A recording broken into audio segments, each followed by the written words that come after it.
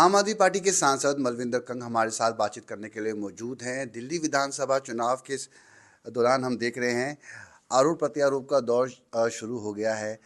तमाम दल हैं, तमाम बयानबाजी कर रहे हैं।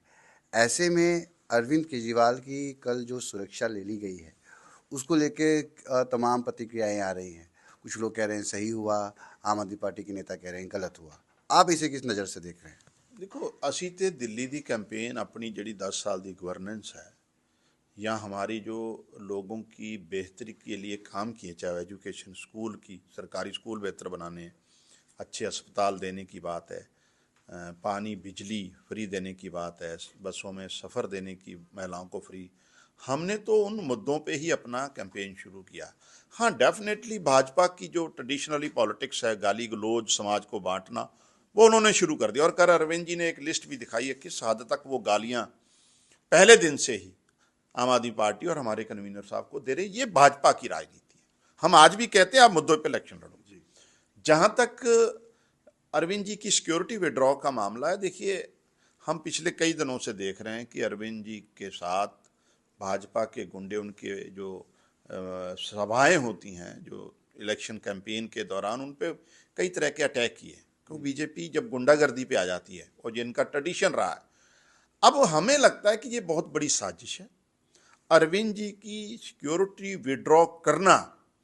और क्योंकि दिल्ली पुलिस तो भाजपा के कंट्रोल में है और उसका मिसयूज हो ही रहा है, लगातार हो रहा है। हमारे कार्यकर्ताओं को झूठे उन पे पर्चे दिए जा रहे हैं दिल्ली में। तो ये बहुत हद दर्जे की घटिया राजनीति है।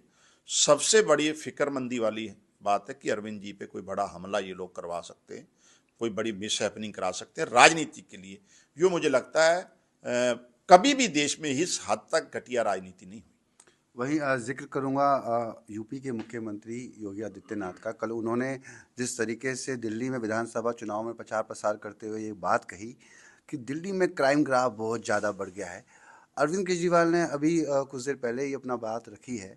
उन्होंने साफ तौर पे कहा कि जो सुरक्षा है पुलिस की वो केंद्र माफ़ कीजिएगा गृह मंत्रालय के अंदर आती है। तो अमित शाह को कहिए, बात अच्छी कही है योगी जी ने, मगर अमित शाह जी को कहिए कि दिल्ली की सुरक्षा बढ़ा दी जाए और जिस तरीके से क्राइम ग्राफ बढ़ा है उस पर कंट्रोल किया जाए। हाँ, देखो, हम तो कई महीनों से ये बात कर रहे हैं। आपने देखा होगा पिछले पार्लियामेंट सेशन के दौरान भी हमने भारत सरकार को जगाने का प्रयास किया था कि दिल्ली की जो कानून व्यवस्था है, क्योंकि यहाँ पूरा कंट्रोल भारत सरकार का है, मिनिस्ट्री ऑफ होम अफेयर्स का है, अमित शाह जी उसके सर्वे सर्वा हैं। लेकिन अब तो सच्चाई जो है उनके ही मुख्यमंत्री जी ने कह दी है। तो डेफिनेटली योगी जी ने इस विषय पर तो सच्चाई बोली है।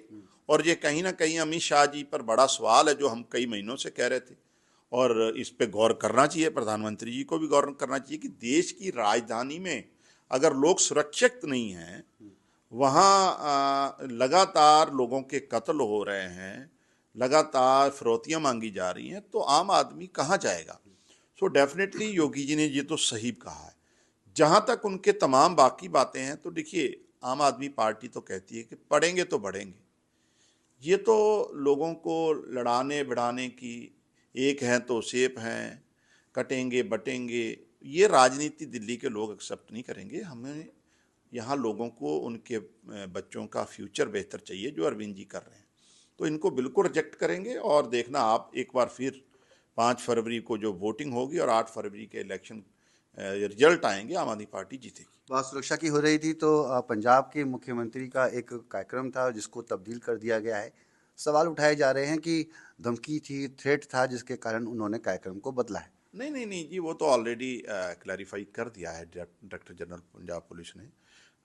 एक्चुअल से मुख्यमंत्री जी को चंडीगढ़ में जल्दी वापस आना था, इसलिए वो फरीदकोट की बजाय पटियाला जा रहे हैं। तो ये एक रूटीन का मामला है, इसके पीछे कोई और वजह नहीं।